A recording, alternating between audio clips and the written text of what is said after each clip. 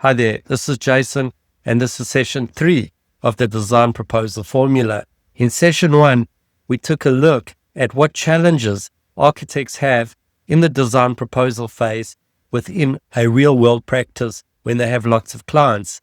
And in session 2, we took a look at the actual workflow and process in a diagrammatic format. In session 3, we're going to be diving deep into Revit and SketchUp and to see how the two work in a symbiotic relationship. If you haven't watched session 1 or 2, it's a great idea to go back and get a foundation before coming to session 3 so it all makes sense. You can find the links in the description below. I also wanted to suggest that if you're a design architect and you want to get some feedback on your design presentation workflow, then simply book a time in the description below. This is typically what Revit looks like, right? And you can see there's a parking layout here. It's a commercial building.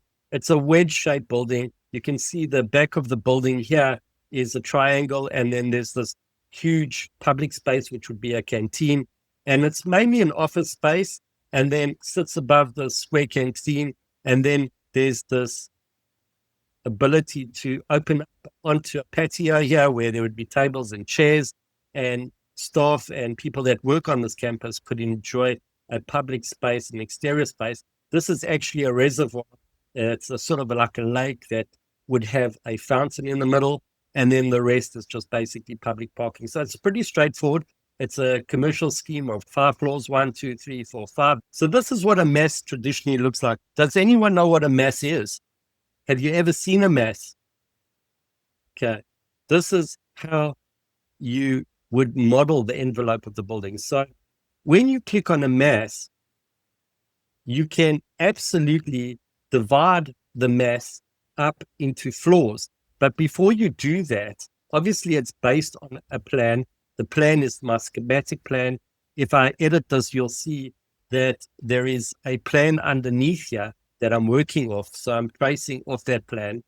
And if you click on the mass, you can move a mass around. It's sort of like a volumetric sort of piece of jelly, or I don't know what you want to compare it to, but it's just something that's very malleable, a piece of clay, and you can move it around. You can make it higher, you can make it lower, you can change it in plan, you can lift it up like that, you can pull it down, and you can change its envelope.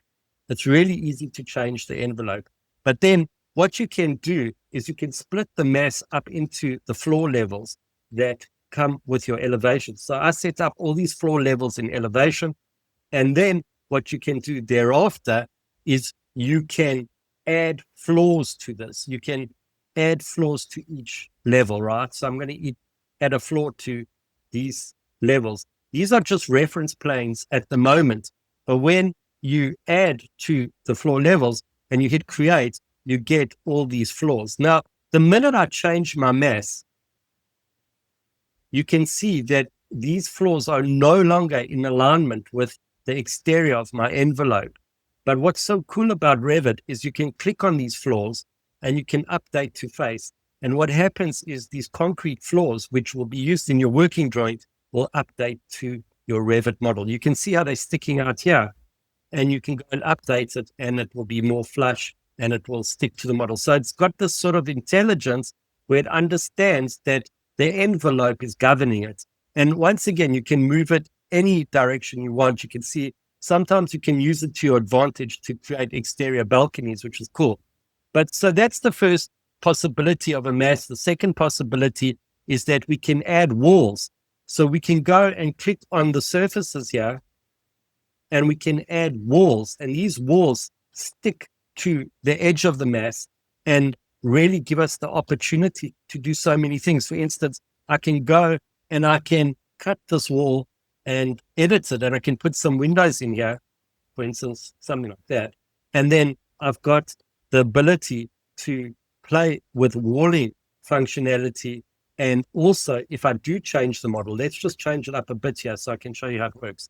I'm just going to make this a little bit higher. So you can see that the walls are going to the previous height, and we're just going to go click on this wall and we're going to hit update. I'm also going to click on this wall and hit update because it's also not going to the right height. And so you become a design sculptor with all these tools. There are a whole lot of tools and you can use them in a very specific way. Let's move on. So there are also other types of walls. There is something that is called a curtain wall system, which is obvious because that's what it's called in physical reality. But it's a grid structure that contains mullions and glass. And these curtain wall systems, you can vary, you can change the thicknesses, you can change the grid divisions, you can change the spacing really easily. And you can also add these to your model.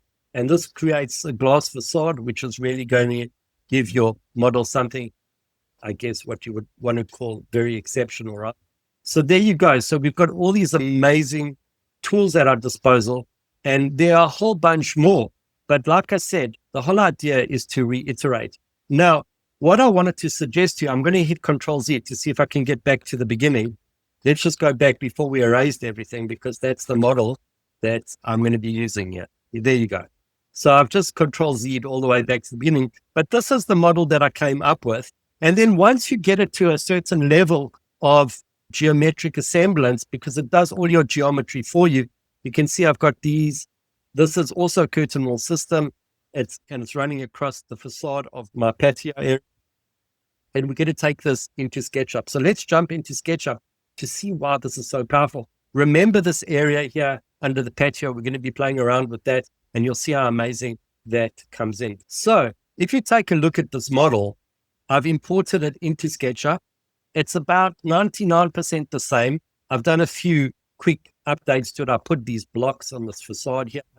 I'll also put these vertical louvers in SketchUp. So I have the ability in SketchUp to work with this model. So if I wanted to do some tweaks to my Revit model, I could seriously come in here and I could start creating in SketchUp some additional elements that help me think about design and start looking at my model in an amazing way. For instance, if I wanted to put some brise-soleil or horizontal louver systems, I could do that. I could simply just go and put that in there.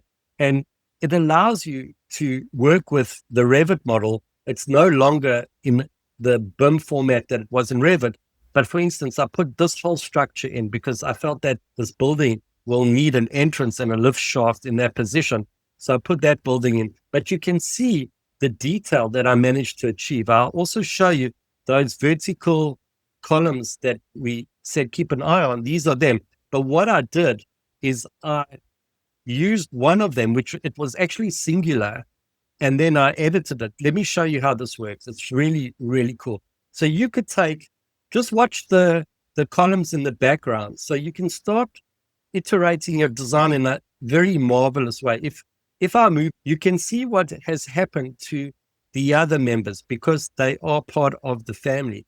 But the minute I start designing, I get this repetitive sort of syndrome happening, which is absolutely amazing, which helps me edit my models and refine my models to another level. So if I wanted to cut this off here, I could simply go and cut this element and push it into that side of the design. I could make this shorter. I could make it longer. And there's just so much you can do. You can edit any part of this process and you're having fun. So you've really set up the structure in Revit and then the rest gets tweaked in SketchUp. And it's so easy because now if I want to go back into Revit and update certain elements, I can do that. And I can also keep them in the process here. So let's just put about 5 of these here just to show you how it works. And so there you go. I've got a model that looks like this now. If I fly around this model, it's absolutely gorgeous. And it gives me the ability to see my design tangibly. Because when you are in Revit, it's very hard to experience this model with the same dynamism that you do in SketchUp. It's just a completely different feeling. And that feeling, I don't know if you can sense it while you're with me on Zoom right now, it gives you the ability to see your design with fresh eyes. Your model is very sterile. And when a model is sterile like this, you cannot build that relationship with your client. Why? Because your client wasn't trained at university just like you. Your client is probably from a real estate business or a financial background. And now you've got to show them a design and they have no clue what you're showing them here. They just don't relate. But the minute you switch your entourage on, there's relatability. Do you understand what I'm saying? It's a psychological process. They understand what you're trying to do because this is how things work in the world. We understand the size of a car. We understand what the size of a table is and the height of a person. And now when you look at the space, you can see people walking out. Wow, that's a beautiful space that I created yesterday. And now the client can understand you. And so that is a huge part of this process.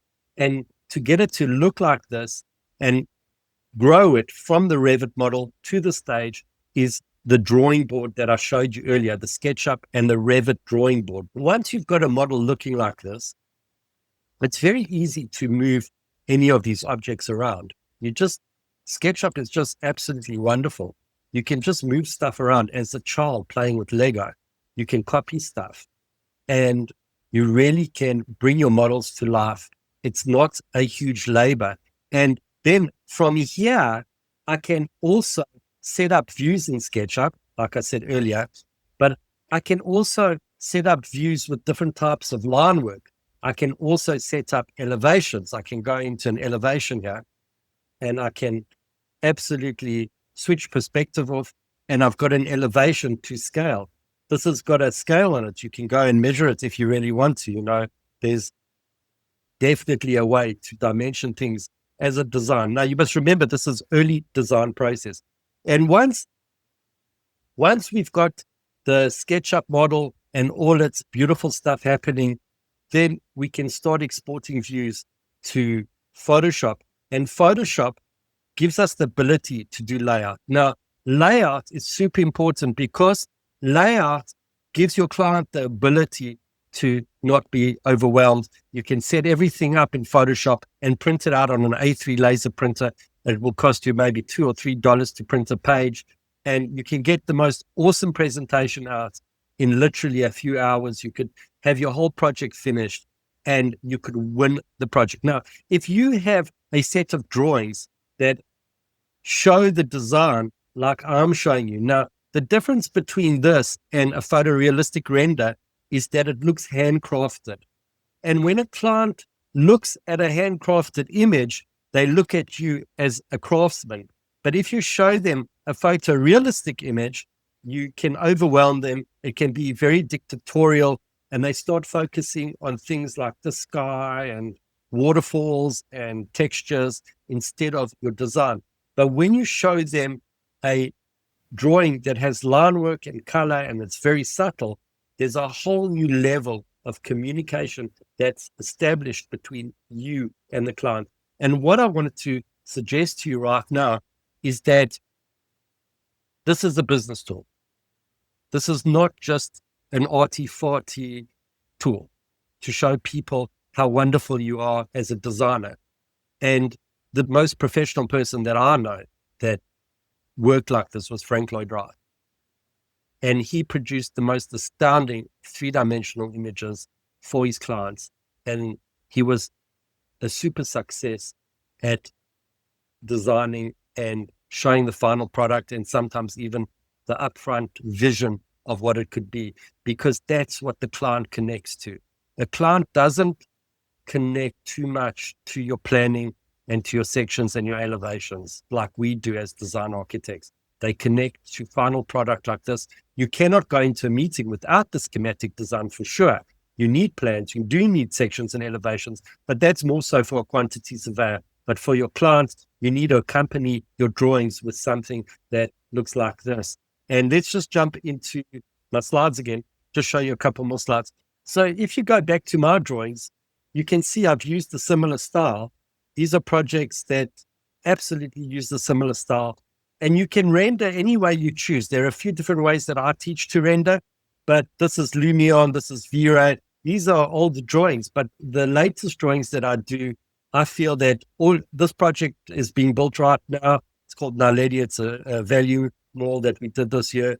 And so the different ways that you can render, but it needs to be super quick and effective. You can't spend weeks on rendering like most people do.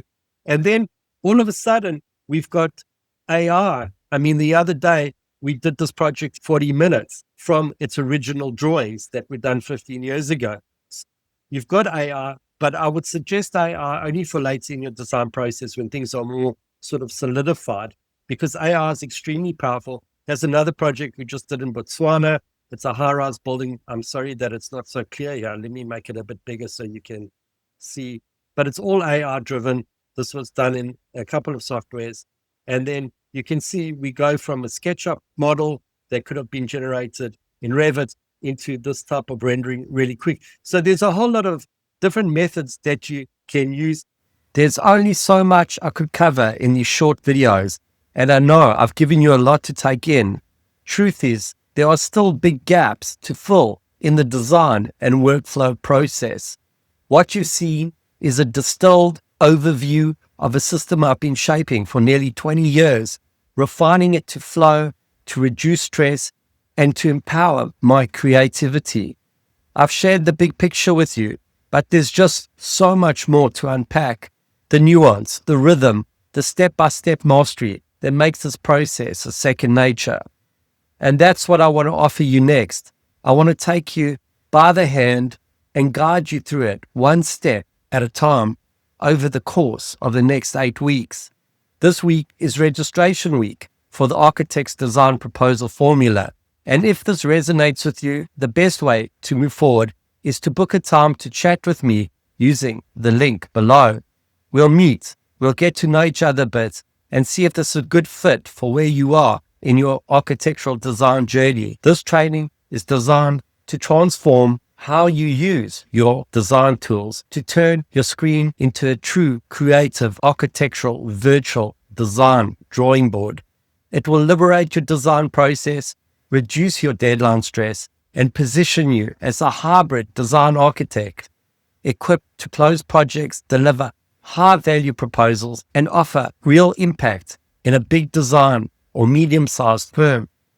If you're ready to level up creatively, professionally, and practically, I'd love to meet you.